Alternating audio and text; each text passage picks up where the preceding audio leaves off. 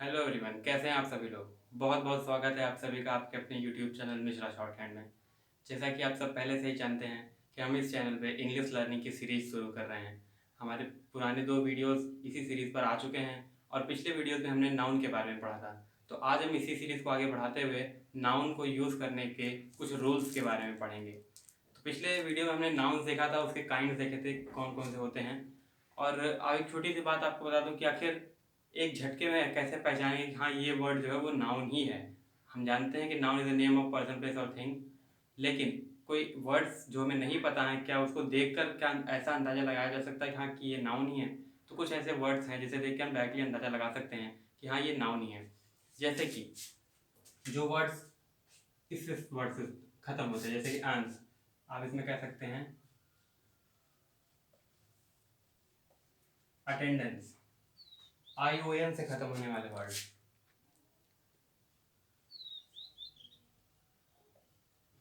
Confusion हो गया, division, और SION से खत्म होने वाले वर्ड इसमें हो सकता है हमारा कमीशन, CE, एडवाइस,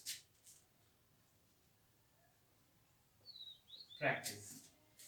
तो ये चीज़ देखना जरूरी है कि जो वर्ड्स हैं ये खत्म हो रहे हैं, और वर्ड्स को देख के आप ये भी पहचानना होगा कि हाँ ये आखिर नाउन ही है कि नहीं, क्योंकि वर्ड के बाद आपको ये भी पता होना चाहिए कि नाउन एक नेमिंग वर्ड है, वर्ब से ये अलग है।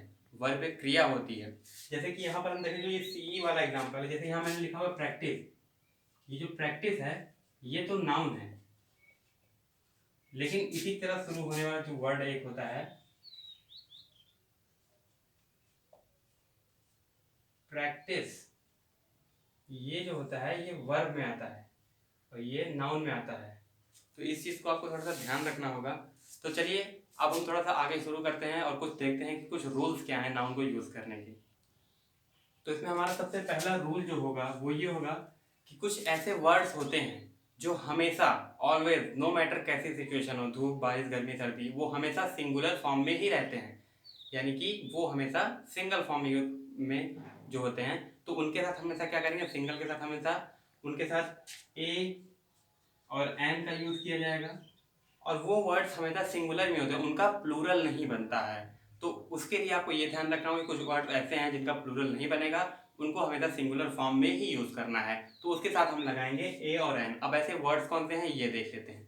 इसमें कुछ वर्ड्स आते हैं जैसे कि ये है advice, baggage, water, furniture, information, poetry, work, food, machinery. ये ऐसे जो वर्ड्स हैं इनका कोई प्लूरल फॉर्म नहीं होगा, ये हमेशा सिंगुलर में ही यूज होंगे। और जब ये सिंगुलर होंगे तो जाहिर सी बात है इनके साथ जो आर्टिकल लगेगा वो होगा ए या फिर एन। जैसे कि आप देख सकते हैं फर्नीचर, इंफॉर्मेशन, पोएट्री, ये सारे जो वर्ड्स हैं, इसी तरह के कुछ वर्ड्स होते हैं ऐसे जो हमेशा सिंगुलर फॉर्म में ही होते हैं। तो जब आपको इस तरह के वर्ड्स दिखें तो आप हमेशा याद रखिए कि हमेशा सिंगुलर फॉर्म में होंगे और इनके साथ हमें यूज करना है ए और एन का। तो चलिए इस रूल को नोट कर सकते हैं आप, और आप आगे बढ़ते हैं दूसरे रूल की तरफ। तो जो ये सिंगुलर वाली बात है, इसमें कुछ वर्ड्स ऐसे भी आते हैं जैसे कि कुछ वर्ड जो खत्म होते हैं, उसके बारे में अगर हम बात करें तो अगले रूल में हम बताते हैं उसको। तो हमारा जो अगला रूल है वो ये है कि जब भी पॉजिटिव एडजेक्टिव का यूज होगा, पॉजिटिव एडजेक्टिव यानी कि जिसमें हम अपना अपना वाली फीलिंग डाल सकते हैं, वहां पर हम हमेशा प्लूरल का फॉर्म यूज करेंगे पॉजिटिव एडजेक्टिव के बाद। जैसे कि मैं अगर आपको बताऊं इंग्लिश, जैसे आप ये देखिए एग्जांपल, इंग्लिश जो कि ये सब्जेक्ट है, इंग्लिश इज हार्ड। अब यहां पर कह सकते हैं इंग्लिश इज हार्ड सब्जेक्ट। तो ये एडजेक्टिव जो है यहाँ पर पॉजिटिव नहीं है, यानी कि सिंपल सा एडजेक्टिव यूज हुआ है, इसलिए यहाँ पर हम कह सकते हैं कि ये यहाँ पर इस का यूज किया गया है, तो ये सिंगुलर है इस। लेकिन अगर इसे हम पॉजिटिव एडजेक्टिव जोड़ दें, जैसे कि हम इसको कर दें माय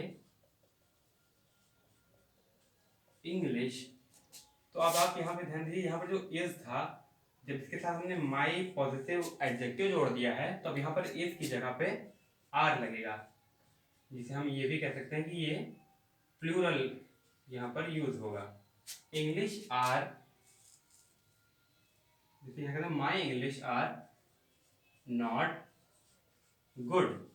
तो देखा आपने किस तरह से जहां पर इंग्लिश के साथ हार्ड के साथ यूज हो रहा था इसका सिंगुलर फॉर्म का, वहीं अब जब आपने पॉजिटिव एडजेक्टिव लगा दिया वहां पर माई, हिज, हिम, हर जोड़ देंगे तो यहाँ पर किस तरह से चीजें चेंज हो जाएंगी और इसकी जगह पर आर का यूज होने लग जाएगा। तो इसको भी देखना जरूरी है कि क्या जो सेंटेंस है उसमें हम पॉजिटिव एडजेक्टिव यूज कर रहे हैं या नहीं। अगर पॉजिटिव एडजेक्टिव यूज कर रहे हैं तो हमें उसके साथ जो है प्लूरल वर्ड यूज करना होगा।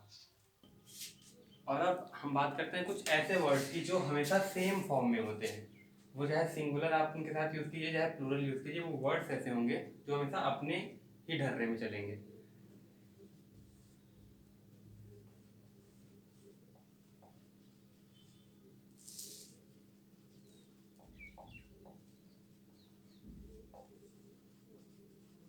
अभी वर्ड्स कौन कौन से हैं, जैसे कि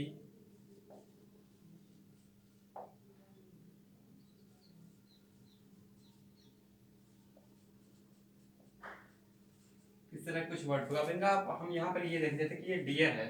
इस वर्ड को यूज करने की अगर हम बात करें तो आप कह सकते हैं, चाहे आप कहिए एक हिरन की बात करिए, वन डियर, सेम है। यहाँ पर कई सारे की यूज करें अगर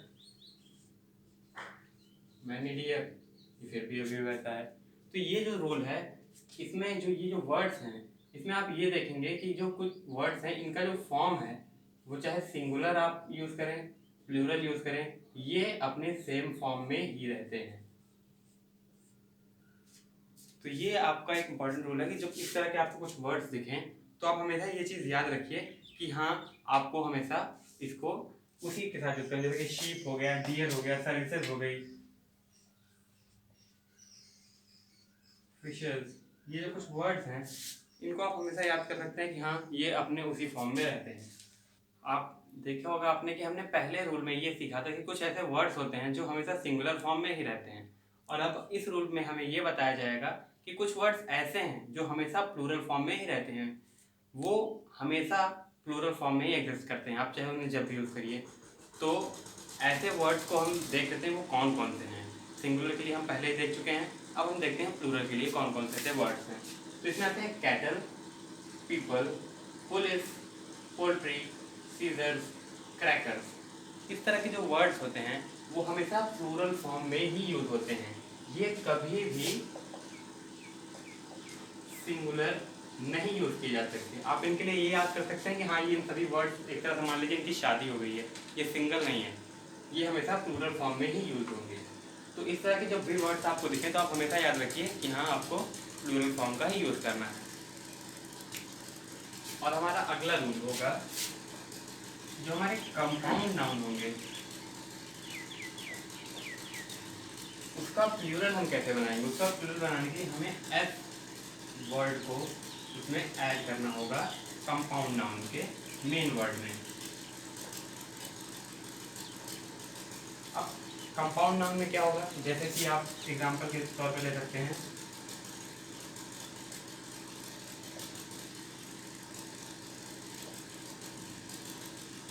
कमांडर इन चीफ। अब अगर हम इसको प्लूरल बनाएंगे, प्लूरल फॉर्म में अगर इसका यूज करना हो तो हम क्या करेंगे, हम सिंपली जो मेन वर्ड है उसके साथ एस जोड़ देंगे।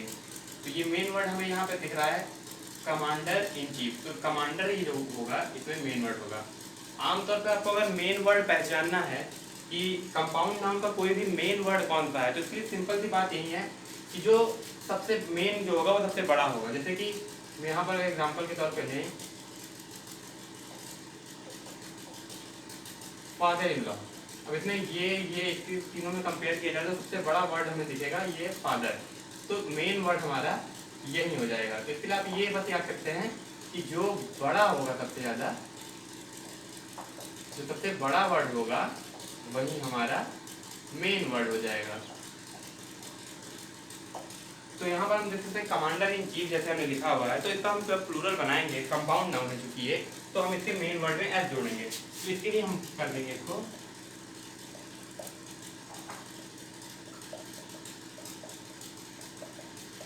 Commander in chief. ये रहा हमारा पांचवा रूल कि हम जब भी कंपाउंड नाउन के को प्लूरल फॉर्म में बदलेंगे तो हमेशा मेन वर्ड के साथ एफ लगाएंगे। और मेन वर्ड पहचानने के लिए सिंपल सा तरीका है, जो बड़ा वर्ड होगा वही आमतौर पर मेन वर्ड होता है। अब कुछ ऐसे फ्रेजेस हैं जिनके बाद क्या करना है, जिनके बाद हम देखेंगे जैसे कि one of,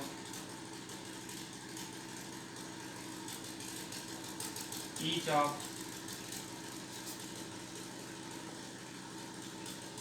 either of.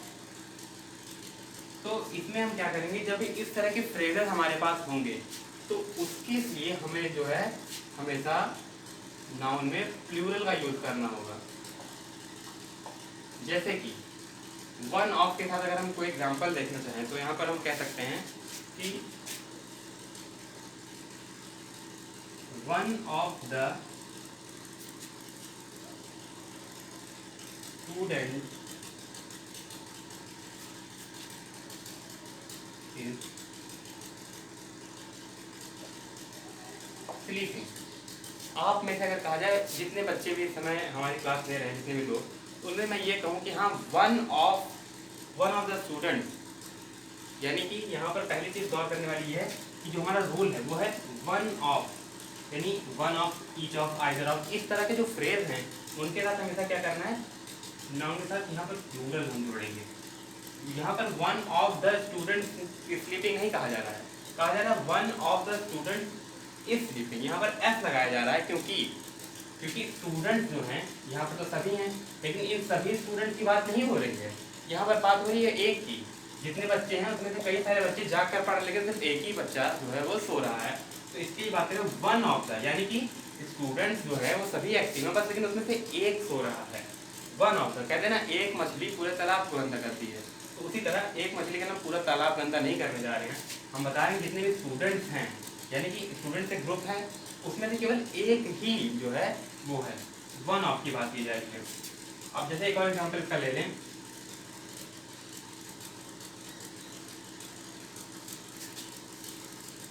One of the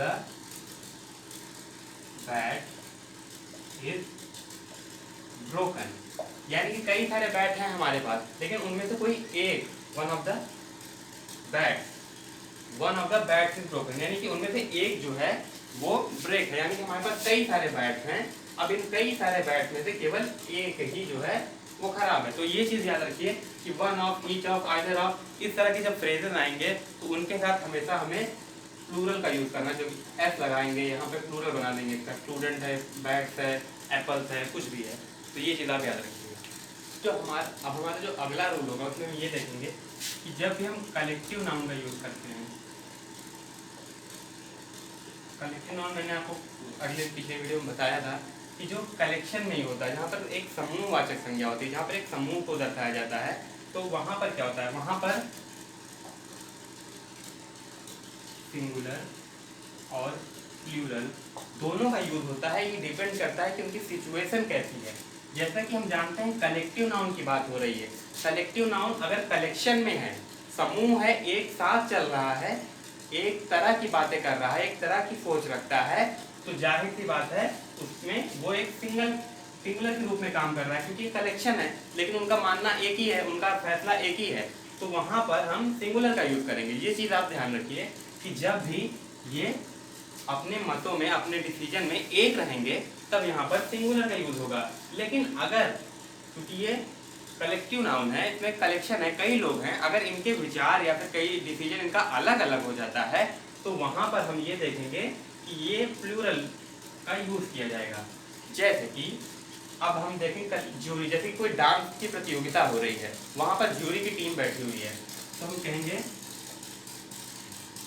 jury has decided the winner. यानी कि अब जो कलेक्टिव नाउन, जो ज्यूरी थी, जो कलेक्शन नाउन है, इसमें मान लीजिए 4, 5, 6 जज, कितने भी जज हैं, अगर आप DID वगैरह देखते हैं तो 3 हैं, झलक दिखलाजा देखते हैं तो 4 हैं। इसी तरह से जो अलग अलग जो यहाँ पर जज है, जब उन्होंने एक साथ अपना डिसीजन दिया, किसी एक को विनर चुना, तो यहाँ पर ज्यूरी है का यूज किया, यहाँ पर सिंगुलर हम यूज किए। लेकिन अगर यही ज्यूरी अलग अलग आपस में मतभेद कर ले, किसी का मानना है नहीं ये जीतता है, किसी का मानना नहीं वो जीतेगा, तो हम क्या करेंगे, वहां पर हम यूज करेंगे प्लूरल, क्योंकि अब ये एक कलेक्टिव नाउन की तरह यूज नहीं हो रहा है, ये कलेक्शन की तरह काम नहीं कर रहे हैं। तो यहाँ पर हो जाएगा जैसे कि देखिए, अगर jury have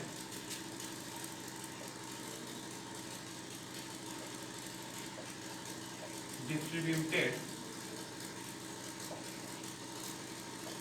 among their views, यानी कि वो अपने विचारों में बट गए हैं, कुछ का मानना कुछ और है, कुछ का मानना कुछ और है। तो यहाँ पर ये एक कलेक्टिव नाउन की तरफ नहीं जा रहे हैं, इनके चूंकि है ये कलेक्शन कलेक्टिव नाउन ही, सभी जज हैं, लेकिन इनका विचार जो है वो एक तरह का नहीं है। तो यहाँ पर हम इसके लिए प्लूरल का यूज कर रहे हैं। तो ये चीज आप ध्यान रखिए, जब ये कलेक्शन में एक साथ एक मत के साथ काम करेंगे तो यहाँ पर हम सिंगुलर यूज करेंगे, लेकिन अगर इनके मतों में भेद ज्यादा भिन्नता आ जाती है तो वहां पर हम प्लूरल का यूज करेंगे।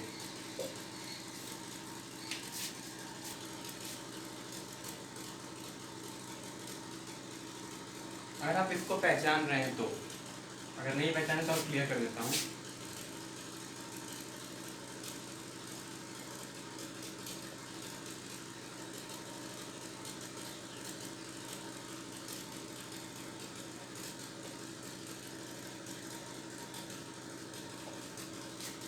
एपोस्ट्रोफी है, ये जब हम लगाते हैं किसी चीज पर किसी का अधिकार दिखाने के लिए, तो हम ये देखिए जैसे कि विराट बैट की बात की अगर की जाए तो, यानी कि विराट का बैट, किसका, विराट का, धोनी हाउस, यानी किसका घर, धोनी का घर। यहाँ पर अधिकार दिखाया जा रहा है कि जो हाउस है, जो घर है, इस पर अधिकार किसका है, धोनी का। ये जो बैट है इस पर अधिकार किसका है, विराट का है। पॉजिटिव जब हम पोजीशन दिखाते हैं तो उसके लिए हम क्या यूज करते हैं, एपोस्ट्रोफी एस, उसके साथ नाउन के साथ हम एपोस्ट्रोफी एस लगाते हैं। लेकिन गौर करने वाली बात क्या है, हर चीज के लिए क्या हम लगा सकते हैं, जी नहीं, हम इस एपोस्ट्रोफी का यूज करते हैं सिर्फ और सिर्फ लिविंग थिंग्स के लिए। अब इसके लिए हम ये नहीं कह सकते, जैसे कि पंखे की अगर हम बात करें, फैन की, फैन चूंकि लिविंग थिंग नहीं है, वो नॉन लिविंग थिंग है, उसके लिए क्या हम यूज करेंगे, फैन ब्लेड। क्या ये यूज करना सही होगा, जी नहीं।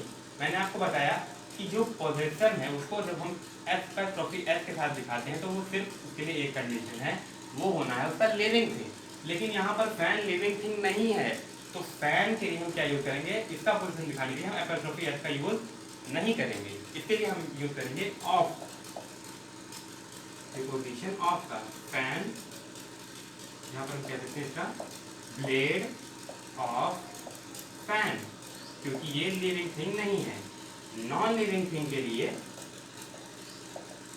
हम ऑफ प्रीपोजिशन का यूज करेंगे। और लेकिन जब भी बात होगी एपोस्ट्रोफी एस यूज करने की, तो उसके लिए हमेशा हमारे पास यही कंडीशन होनी चाहिए कि हमें लिविंग थिंग मिलना चाहिए। अब अगले रूल में हम ये देखेंगे कि जब पहले से ही किसी कंप्लीट नंबर की बात कर दी जाए, जैसे कि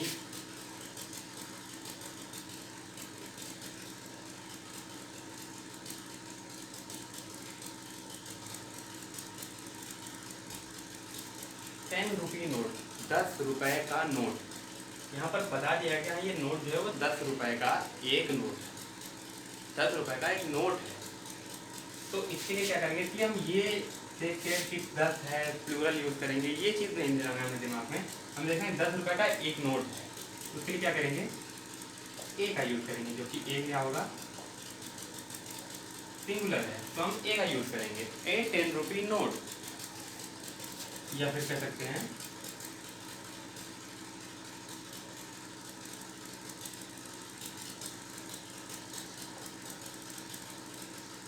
माइल जर्नी।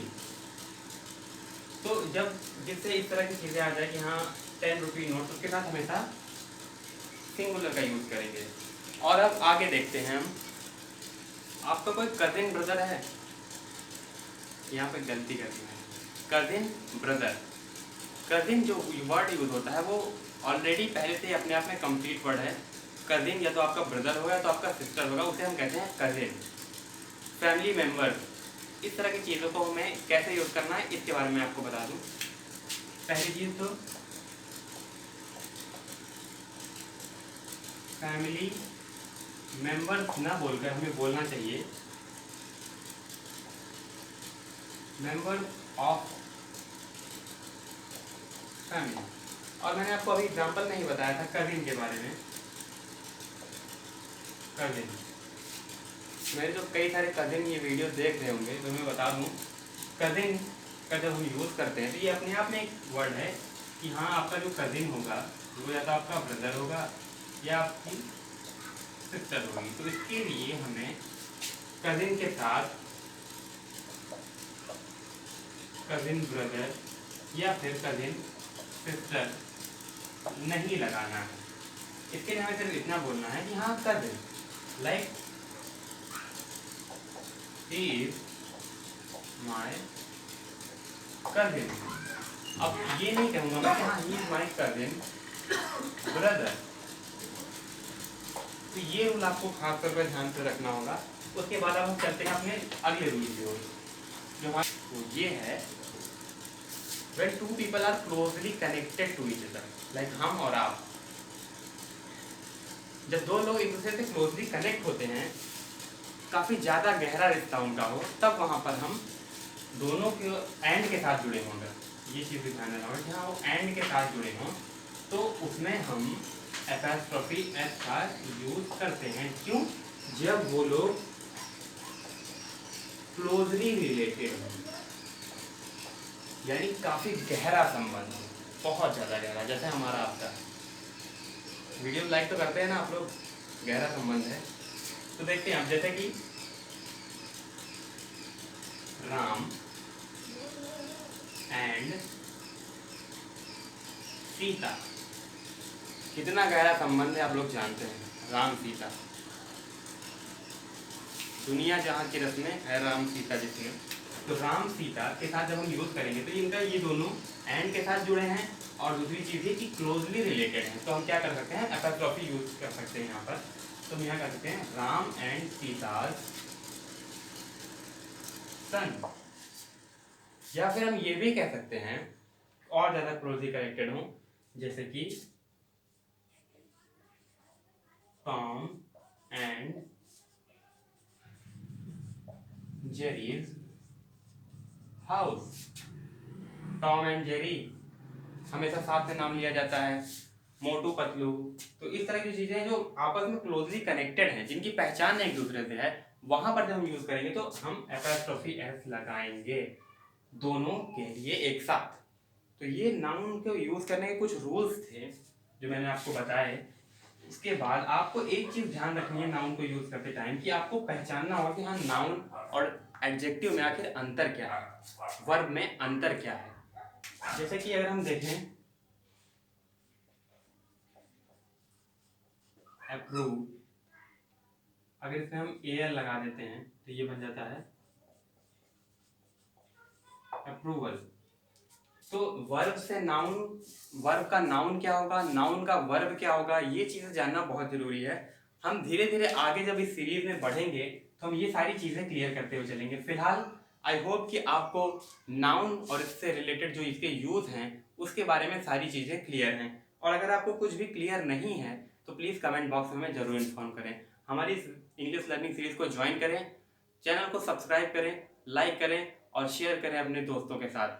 और इसी के साथ हमें अपने लाइक्स और सब्सक्राइब के साथ हमारा हौसला बढ़ाते रहिए। Thank you so much for watching. Have a good day.